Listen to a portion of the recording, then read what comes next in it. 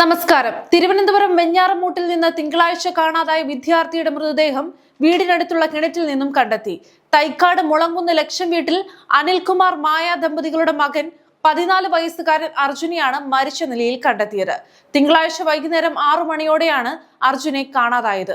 കൂട്ടുകാർക്കൊപ്പം കളിച്ച ശേഷം എല്ലാവരും വീട്ടിലേക്ക് മടങ്ങിയെങ്കിലും അർജുനെ കാണാതാവുകയായിരുന്നു.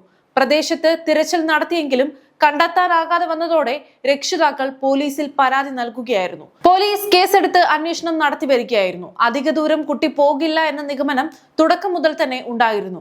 അതുകൊണ്ട് തന്നെ പരിസര പ്രദേശങ്ങൾ കേന്ദ്രീകരിച്ചുള്ള അന്വേഷണമായിരുന്നു നടന്നത്. ബുധനാഴ്ച രാവിലെ വീടിന് സമീപം മറ്റൊരു പറമ്പിലെ കിണറ്റിൽ മരിച്ച നിലയിൽ പിന്നീട് കണ്ടെത്തുകയായിരുന്നു. ചൊവ്വാഴ്ച പ്രദേശത്തെ മുഴുവൻ CCTV ക്യാമറകളും പരിശോധിച്ചെങ്കിലും യാതൊരു വിവരവും ലഭിച്ചിരുന്നില്ല. പിരപ്പൻകോട് ഹൈസ്കൂളിലെ 10ാം ക്ലാസ് വിദ്യാർത്ഥിയാണ് അർജുൻ. പോലീസും ഫയർഫോഴ്സും സ്ഥലത്തെത്തി മൃതദേഹം പുറത്തെടുത്തു. പോസ്റ്റ്മോർട്ടത്തിനായി തിരുവനന്തപുരം മെഡിക്കൽ കോളേജിലേക്ക് മൃതദേഹം കൊണ്ടുപോയി. എന്താണ് സംഭവിച്ചതെന്ന കാര്യത്തിലെ ദുരൂഹത തുടരുകയാണ്.